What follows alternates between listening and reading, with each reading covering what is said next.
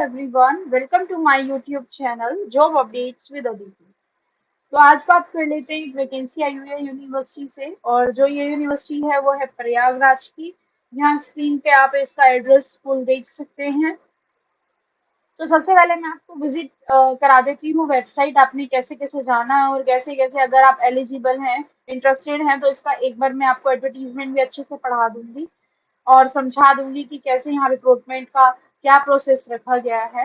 तो सबसे पहले हम वेबसाइट विजिट कर लेते हैं। तो सबसे पहले आप क्या करेंगे, गूगल सर्च पे रज्जू भैया यूनिवर्सिटी लिखेंगे और गूगल सर्च आपको ये फर्स्ट लिंक सजेस्ट करेगा। आपने यहाँ से इसको क्लिक करना है।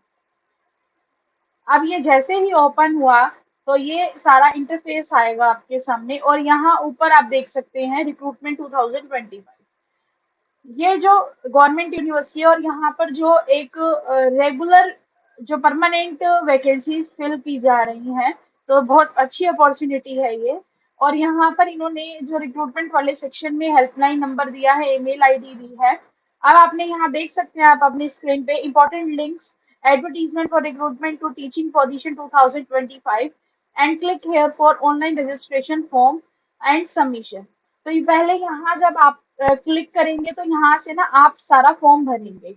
यहाँ आपको अपना अकाउंट नया बनाना पड़ेगा, फिर आपको लॉगिन करना पड़ेगा। ठीक है, उसके बाद आपको अपने आपके लॉगिन क्रेडेंशियल्स मिल जाएंगे। उसके आप बैक करेंगे, फिर इसके बाद आपको यहाँ पर जो सेकंड होगा वो फॉर्म फिलिंग होगा। पहले आप अपना लॉगिन करेंगे, रजिस्ट्रेशन करेंगे, फॉर्म को सबमिट करेंगे, फॉर्म फिलिंग होगा, फी पेमेंट होगी यूजिंग लॉगिन क्रेडेंशियल्स एंड फिर आपको अपना फॉर्म प्रिंट आउट कर सकते हैं। लेकिन उससे पहले जो हमारे लिए सबसे ज्यादा जरूरी है वो ये है कि एडवर्टीजमेंट को रीड आउट करना। ये आपके सामने एडवर्टीजमेंट यहाँ खुल गई है और ये 12 पेजेस की एडवर्टीजमेंट्स है। तो आप यहाँ जाके अच्छे से एक एक चीज जो भी इनकी जनरल इंस्ट्रक्शंस है यहाँ जाके रीड कर सकते हैं।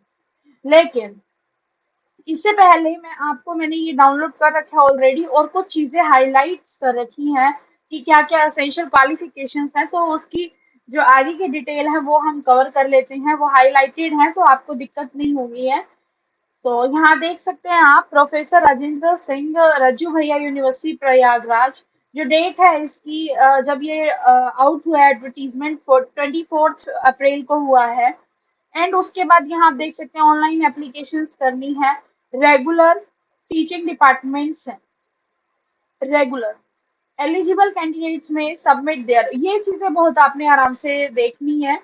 ऑनलाइन एप्लीकेशन जो प्रिस्क्राइब फॉर्मेट मैंने आपको दिखा दिया है, 17 मई तक आपको वो फिल करना है ऑनलाइन एप्लीकेशन। फी जो रहेगी यूआर और ओबीसी के लिए वो रहेगी 1500 and SC ST EWS and PWD category के लिए रहेगी 1000। Duly fill downloaded. और जो आप एप्लीकेशन फॉर्म जब वहां से करेंगे तो वहां से आपको प्रिंट लेना है एंड फिर आपको वो ऑफलाइन भेजना है registrar of the university on और बिफोर 20 मई। ठीक है, तो ये आप यहाँ देख सकते हैं ऑनलाइन एप्लीकेशन ऑफिशियल वेबसाइट है ये। और मैंने आपको वैसे विजिट करा दिया है कि कैसे कैसे आपको सिंपल तरीके से स्टेप बाय स्टेप जाना है। अब हम देख लेते हैं क्या क्या डिपार्टमेंट में कौन कौन से सब्जेक्ट्स के रिगार्डिंग वैकेंसी आई हुई है। कुछ तो देखो यहाँ पर अब ये दे रखी है असिस्टेंट प्रोफेसर की। तो मैं एक बार आपको हाईलाइट करके दिखा देती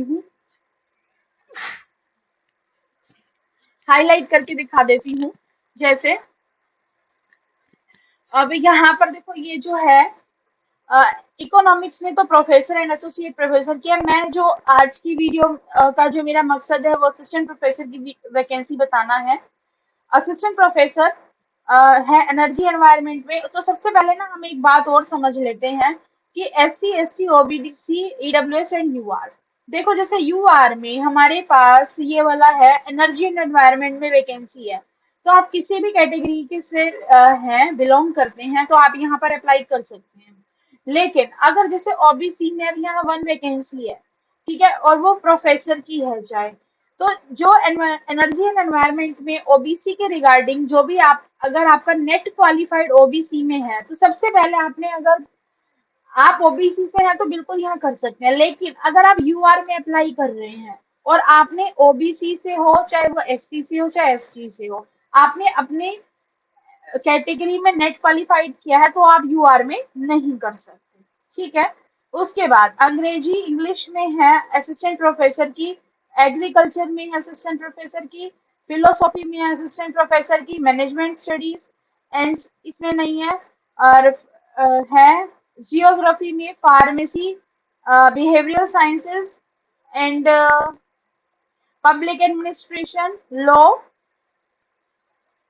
social work, computer science and information and Hindi. Hindi में तो प्रोफेसर की है।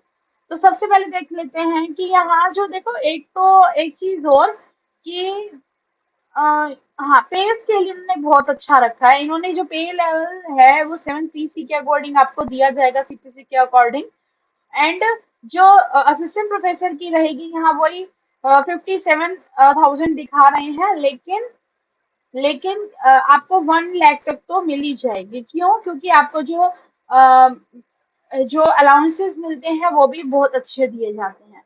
तो अराउंड 1,15 के अकॉर्डिंग आ जाती है। इंपॉर्टेंट डेट्स मैंने आपको क्लियर आउट कर दी है।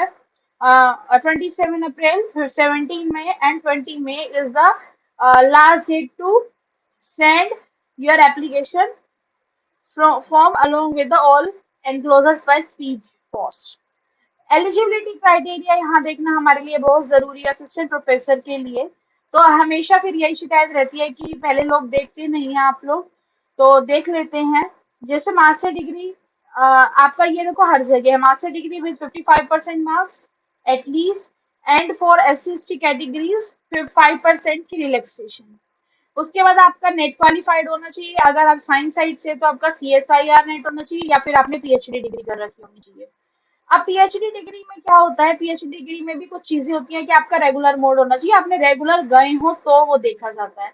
आपकी जो थीसिस लिखी थी आपके के बाद इवैल्यूएट होनी चाहिए। एंड आपके पास कोई भी 2 रिसर्च पेपर्स होने चाहिए आपके पीएचडी वर्क से रिलेटेड, और आपने कोई भी अपने पीएचडी वर्क से रिलेटेड कोई भी 2 पेपर प्रेजेंट कर रखे होने चाहिए। तो ये सब चीजें होती हैं। उसके बाद NET SET shall also be not required for such master programmes in disciplines for which not conducted by the UGC. ठीक है, तो ऐसा कुछ जरूरी नहीं है क्योंकि यूजीसी स्लेट और सेट को नहीं करता है। ठीक है, उसके बाद यहाँ कुछ चीजें हैं, ये तो इतना इम्पोर्टेंट नहीं है। हाँ, एलिजिबिलिटी क्राइटेरिया असिस्टेंट प्रोफेसर के लिए, जैसे फार्मेसी में आप यहाँ देख सकते हैं, अगर आपका सूटेबल है तो यहाँ उन्होंने दे रखा है अलग से। अब नेक्स्ट देख लेते हैं जनरल इंस्ट्रक्शन। देखो जनरल इंस्ट्रक्शन तो सबकी सेम होती है क्योंकि सबको ना यूजीसी के नॉर्म्स के अकॉर्डिंग चलना होता है। फिर भी हमें ना इन चीजों को कभी इग्नोर नहीं करना चाहिए क्योंकि हमें ये चीजें सारी पढ़ के चलनी चाहिए। अब जैसे यहाँ लिखा हुआ है, candidates belong to SC/ST OBC category should submit proper caste certificate as per the proforma और गवर्नमेंट ऑफ उत्तर प्रदेश। अगर क्योंकि उत्तर प्रदेश की है, ठीक है, और आपको जो सर्टिफिकेट बनेगा आपका कैटेगरी के अकॉर्डिंग वो उत्तर प्रदेश की गवर्नमेंट के अकॉर्डिंग बनेगा। तो सबसे जरूरी बात है ये जानना। ठीक है, and certificate shall not be more than 6 months old in case of SC/ST and OBC and EWS। और एक दे रखा है कैंडिडेट्स जो EWS से है उनको प्रॉपर सर्टिफिकेट देना है जो हमारे उत्तर प्रदेश गवर्नमेंट का परफॉर्म है उसके अकॉर्डिंग। तो बहुत सारी चीजें आपने छोड़नी नहीं है। ठीक है, और उसके बाद है देख लेते हैं आगे और क्या जरूरी है। एक आपको यहाँ API स्कोर के अकॉर्डिंग लिया जाएगा, और हाँ, यहाँ जो आपका स्क्रीनिंग किया जाएगा, सिलेक्शन किया जाएगा, वो भी देख लेते हैं। तो स्क्रीनिंग कम्स शॉर्ट लिस्टिंग। जब आपका स्क्रीनिंग टेस्ट किया जाएगा ना तो उसको शॉर्ट लिस्टेड क्राइटेरिया माना जाएगा। कैसे? देखो ये जो है ये असिस्टेंट प्रोफेसर के लिए, ये एसोसिएट प्रोफेसर के लिए आपका 100 मार्क्स का होगा।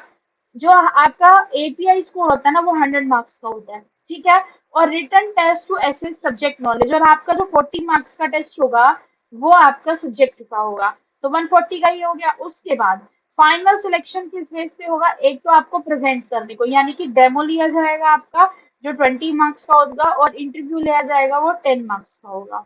उसके बाद हाँ, for the post of assistant professor जो बेसिक API स्कोर है वो UGC रेगुलेशन 2018 के अकॉर्डिंग होगा। ठीक है, तो ये सारी चीजें हैं यहाँ पर। उसके बाद कंसोलिडेटेड मेरिट लिस्ट निकाली जाएगी ठीक है, तो उसके हिसाब से आपको प्रिपेयर रहना है। और उसके बाद एक केपीआई स्कोर आपको पता है और पता होना चाहिए, क्योंकि यही क्राइटेरिया है। जैसे मैं आपको ये ग्रेजुएशन का मामला समझा देती हूँ, बाकी आपको समझ आ जाएगा। देखो, जैसे आपका क्या है, मान लो 40% टू लेस देन 55% तक आपकी मार्क्स थे ग्रेजुएशन में, तो आपको 5 मार्क्स मिलेंगे। अगर 50 to 60 थे तो, और 60 to 80 13, और 80 और अबव थे तो 15। ऐसे ही एमफिल अगर आपने कर रखी है, पीएचडी है तो 30, नेट विद जीआरएफ है तो 7, खाली नेट है तो 5, और अगर इसके अलावा कोई और है तो 3। ठीक है, कोई पब्लिकेशंस है, टीचिंग है, कोई डॉक्टरल आपने कर रखा है, और एमफिल प्लस प्लस पीएचडी के कैसे मिलेंगे, ये सारा दे रखा है। तो आप खुद के एपीआई स्कोर भी कर सकते हैं। तो academic score 80, research publication 10 and teaching experience 10, तो जाके 100 होते हैं। ठीक है, एंड उसके बाद आपको अगर कोई, जैसे आपकी कोई बुक पब्लिश्ड है, पेपर पब्लिश्ड है, तो यहाँ पर आप देख सकते हैं कि किस किस अकॉर्डिंग आपको यहाँ पर नंबर मिलते हैं। ठीक है, तो मिलते हैं नेक्स्ट वीडियो में नेक्स्ट वैकेंसी के साथ। और ये वैकेंसी बहुत अच्छी थी मेरी पर्सनल ओपिनियन में। तो प्लीज, अगर आपको लगता है आप एलिजिबल हैं, इंटरेस्टेड हैं, तो प्लीज यहाँ पर अप्लाई कीजिए। तो मिलते हैं नेक्स्ट वीडियो में, तब तक के लिए bye, thank you so much.